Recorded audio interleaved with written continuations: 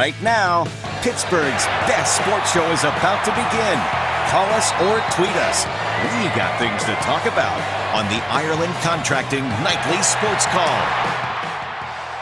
All right, thanks a lot, Ken, and thank you for tuning in to the Ireland Contracting Nightly Sports Call. I'm Rich Walsh alongside Gene Collier. We're going to be talking about the Penguins.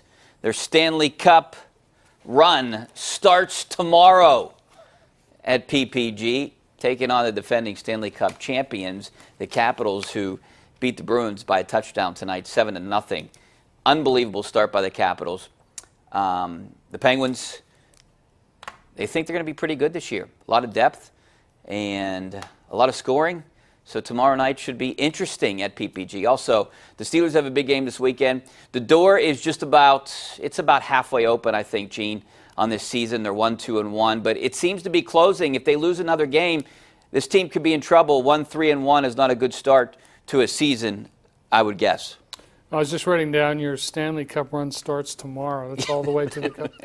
So how many days is that? October 3rd, 2018. Yeah. Well, let's talk about it around Halloween, see how it's going then. The Steelers or the Penguins? The Penguins. Oh, yeah. Let's talk about that around February. We'll still have 8 months to go. Yeah. Okay. Yeah, the Stanley Cup run starts with the Penguins tomorrow. No, but the Steelers, I want to talk a little bit about the Steelers before we get into the Penguins. I think the Steelers are in trouble right now. I really do. I know Ben said, we talked to him today, and you guys were there too, and said they're not ready to hit the panic button. But, you know, they have it. When you look at what they've done so far, they can't score in the first quarter. They can't score in the fourth quarter. And they barely score in between. And their defense has given up a ton of points. Right now, things aren't going well. The run game isn't there. And I guess who knows when Le'Veon Bell comes back, but who cares right now because he's not here and this team isn't getting the job done. Yeah, if I were the Rooneys, Rich, I would walk over there and change the scoreboard so that it's all second quarters. Of course. Second. The Steelers composite score in the second quarter, 66-3. They're outscoring opponents in the second quarter. So that's really all they have to do, and really I think it's pretty simple. And it's probably, I don't know what the first quarter scoring, but it's probably the other way around. 6, yeah. 40, yeah, because they haven't scored much in the first quarter. Yeah, no, you're right. I mean, I obviously am being facetious, but yeah, they've got problems. They can't stop anybody. It doesn't matter which team it is. They run free in the Steelers secondary. Mike Tomlin said yesterday, was that yesterday, his press conference yesterday? Yeah. He said he thought that the defense was finding its rhythm. He has the trained eye to see that. I don't see it. But you know, one of the problems is that you know, they're not the most talented group back there, and they keep getting injured. And you know, any lack of communication that they have, and it seems like it's great, you know, is at a standstill when people are moving in and out. So that's the biggest of their problems. But they, you know, they have problems elsewhere too. So who do you blame on defense? Do you blame Tomlin? Do you blame Butler? Do you blame the players? I mean, where does that blame fall most? Well, I mean, you know, I tend to put these things more on players than anybody else. But you know, this one, you know, this particular one goes right to the top. It goes right up through the scouting department, Kevin Colbert, everybody. I mean, you know, historically they've done a great job. You know, they're not to be second guessed in the big picture, but in replacing a defense that, you know, once had Troy and Aaron Smith and James Farrier, Brett Kiesel, Casey Hampton, those types of players, it just hasn't happened for whatever reason. No, it definitely hasn't. And, you know, one of the questions I have, too, now if we switch subjects to the offensive side of the ball, why aren't they using Stephen Ridley right now? The run game, they haven't had any. It's not there. It's non-existent.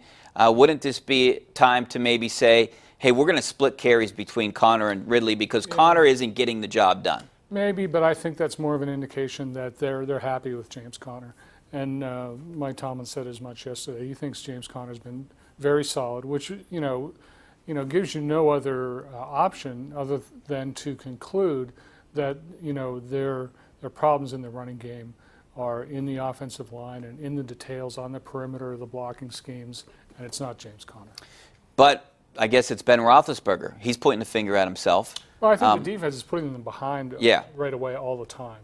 And that kind of limits their options. But you know, to whatever extent their run game has been limited, I think they've limited it even more so on themselves. I don't think they have to, quit on it as fast as they do, and I think they should try and stick with it more than they do when they get any kind of rhythm. Like I think our Ray Fittipaldo pointed out the other day, there was a series, I think, in the third quarter, 2 runs to Connor, 4 and 3. They're basically plays that work.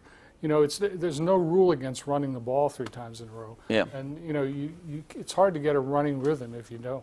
Well, this is a team that really got out to good starts in the past. I mean, and those are scripted plays, but now it's not working for them. Yeah, I mean, there are just so many things that aren't working for them. Even Chris Boswell, who, had gotten off to an awful start.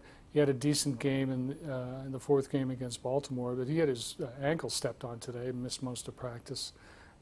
So we'll have to see how that turns out, too. They got problems in many areas. Yeah, and just when you thought Chris Boswell was coming around, he gets hurt in practice. We're hearing that it's nothing significant, so we'll see what happens tomorrow or the next day with Chris Boswell's status. All right, more of your phone calls and more of your tweets. Coming up next on the Ireland Contracting Nightly Sports Call, 412-575-2600. Best way to reach us, back in 2 minutes. The Ireland Contracting Nightly Sports Call is brought to you by Ireland Contracting, Pittsburgh's #1 home exterior expert in roofing, siding, windows, and gutters.